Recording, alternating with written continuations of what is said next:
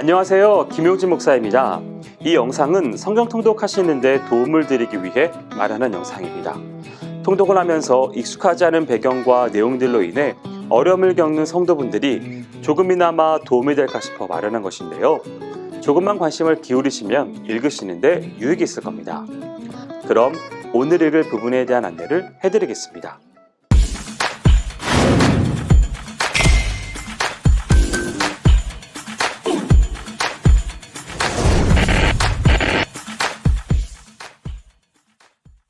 오늘 읽을 본문은 룻기 1장에서 4장까지입니다. 사사기 이후의 연대기 성경은 룻기로 이어집니다. 이는 이 룻기 전체의 내용이 무질서하고 비신앙적이며 암담한 사사시대를 배경으로 하고 있기 때문입니다. 그 가운데 1장은 사사시대의 한 가정이 당면하고 있었던 우여곡절과 회개, 그리고 인간애가 뒤섞여져 있는 너무나 감동적인 드라마가 간략하게 기록되어 있습니다.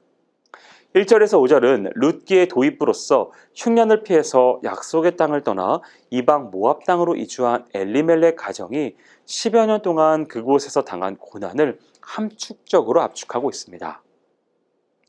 하나님께서 약속의 땅에 흉년을 내리심은 의미 없는 일이 아닌데도 엘리멜렉과 그의 가족은 그 땅을 떠나서 다른 곳으로 가면 모든 어려움을 피할 수 있으리라고 생각했습니다. 그러나 하나님께서는 이스라엘만의 하나님이 아니시므로 그들이 도피하여 간 모압 땅에도 베들레헴의 흉년보다 더 큰 환난을 내리심으로써 그들에게 당신은 어디에 계시든지 살아계심을 깨닫게 해주셨습니다. 6절에서 18절은 엄청난 고난을 겪은 나오미가 그 모든 고난이 하나님으로부터 왔음을 깨닫고 결단을 내리고 고향으로 돌아가고자 할 때 그의 자부들과 나누는 대화가 언급되어 있습니다. 나오미는 자신에게 더 이상 아무런 소망이 없으므로 자부들이 자기 곁을 떠나서 고향으로 돌아가 재혼하여 평안히 살 것을 부탁합니다. 나오미의 설득 결과 마침내 오르바는 작별을 구하며 자기 고향으로 돌아갑니다. 그러나 룻은 한사코 나오미와 함께 가겠다며 끝까지 동행합니다. 이 결단으로 인해 룻은 하나님께서 약속하신 땅으로 가서 하나님의 언약 백성이 될 수 있었고, 그 결과 이방 모압 여인인 이 룻은 다윗 왕가의 혈통을 이루어 그리스도의 족보에 들어갈 수 있는 영광을 얻게 되었습니다. 19절에서 22절은 나오미가 하나님께 대한 신앙과 시모에 대한 사랑으로 자신을 끝까지 따르는 룻과 함께 하나님으로부터 받은 징계의 상처를 안고 고향 땅으로 돌아오는 장면입니다. 이처럼 하나님께서는 나오미와 룻을 약속의 땅으로 돌아오게 하시어서 구속사의 새로운 장을 여실 준비를 하셨습니다. 한편 나오미의 귀향 소식을 전해들은 베들레헴 온 성읍은 떠들썩하게 되었습니다. 무엇보다도 빈털터리로 돌아온 나오미의 이 비참한 지경이 그들의 화제거리가 되었습니다. 이때 나오미는 자기를 찾아오는 자들에게 자기 자신을 즐거움이라고 하는 뜻의 나오미라 부르지 말고 쓴맛이라고 하는 뜻의 마라라 불러달라고 했습니다.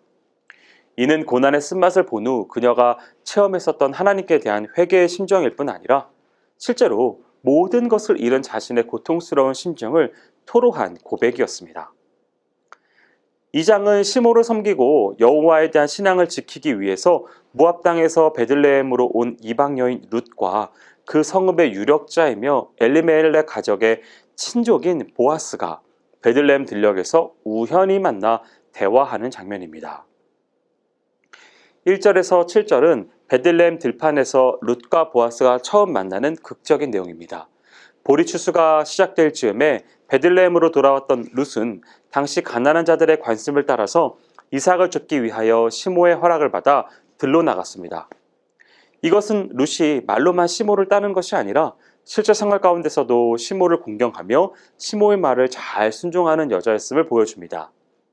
그리하여 보아스 소유의 밭에 이른 룻은 마침 그곳을 둘러보러 나왔던 보아스를 만납니다.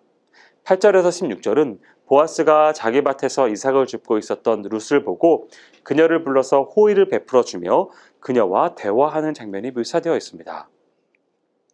보아스는 룻에 대한 좋은 소문을 이미 들어서 알고 있었으므로 자신이 해줄 수 있는 모든 것을 그녀에게 베풀어 주었습니다. 그러자 룻은 보아스의 이러한 호의에 매우 겸손히 응하며 감사를 표했습니다. 17절에서 23절은 저녁에 되어 하루 일을 마치고 돌아온 룻이 시모 나오미와 대화하는 장면입니다. 먼저 룻은 나오미에게 자신이 보아스에게서 얻은 그런 호의를 대해서 상세히 보고합니다. 그러자 나오미는 보아스가 바로 엘리멜렉 가정의 기업물을 짜임을 얘기해 주면서 계속해서 룻이 취할 행동에 대하여 일러줍니다. 무엇보다도 나오미가 보아스의 호의에 대해서 전해 듣고 룻에게 보아스가 바로 엘리멜렉 가정의 기업물을 짜임을 주지시켰다고 하는 것은 하나님의 섭리가 무엇을 중심으로 진행될 것인지를 보여주는 것입니다. 여기서 기업물을 짜는 형제가 자손 없이 죽으면 가장 가까운 형제가 죽은 형제의 아내와 결혼하여 아들을 낳아주어 죽은 형제의 대를 잇게 하는 고엘 제도를 수행할 사람을 뜻합니다. 3장은 룻과 보아스의 결혼 계획이 구체적으로 진행되는 장입니다. 1절에서 5절은 나오미가 룻과 보아스가 결혼을 할 수 있도록 구체적인 계획을 세우는 장면입니다. 나오미는 룻에게 옷을 단정히 입고 타작마당으로 나아가서 숨어 있다가 추수를 모두 마친 후 보아스가 잠자리에 들 때 아무도 모르게 그의 발치에 누우라고 합니다. 그러면서 나오미는 그 뒤는 보아스가 하라는 대로 따르라고 합니다. 여기에 룻은 한마디 의도 달지 않고 모든 말에 순종하겠다고 대답합니다. 6절에서 13절은 나오미의 말대로 순종한 룻이 보아스를 만나 대화를 나누는 장면입니다. 여기서 주요 대화 내용은 고엘 제도에 대한 것입니다. 룻은 율법의 규정임과 동시에 이스라엘의 관습인 기업물을 제도에 따라 그 의무가 있는 보아스에게 정중히 청혼하였고 보아스는 적법한 절차를 거쳐서 그 의무를 수행하겠다고 대답합니다. 14절에서 18절은 간밤에 보아스와 대화를 끝낸 룻이 보아스가 준 보리를 가지고 아무도 알아차리지 못하도록 새벽녘에 급히 집으로 돌아와서 시모에게 자초지정을 보고하는 장면입니다. 그러자 이에 나오미는 룻에게 잠잠히 인내하라고 당부합니다. 4장은 그동안 진행되어 온 하나님의 섭리가 구체적으로 드러나는 내용을 함축적으로 묘사하고 있습니다. 1절에서 12절은 마침내 보아스가 친족과 합의 끝에 룻에게 약속한 대로 기업물을 짜의 책임을 이행하고 또한 계대 결혼의 의무까지 맡는 장면입니다. 보아스는 1차 기업물을 책임이 있는 친족을 당시 재판정인 성문에 출두시킵니다. 장로 10명을 재판관으로 초대하여 엘리멜렉의 기업에 대하여 내역을 설명한 후 친족과의 합의하에 보아스는 기업물을 책임과 계대 결혼의 의무를 이행하겠다고 결의합니다. 장로들과 백성의 인준을 받고 일의 결과를 공포하는 것이 이어집니다. 기업물을 일과 계대 결혼의 의무를 동시에 이행하게 되면 재산상의 손해가 발생합니다. 결혼에 대한 비용을 지불해야 하기 때문이지요. 그럼에도 불구하고 그 의무를 수행하는 보아스를 통해서 그의 희생정신을 엿볼 수 있습니다. 13절에서 17절은 보아스가 엘리멜렉 가정을 위하여 끝까지 은혜와 사랑을 베풀었던 결과 현숙한 여인으로 소문난 룻과 결혼하여 아들을 얻는 장면이 나옵니다.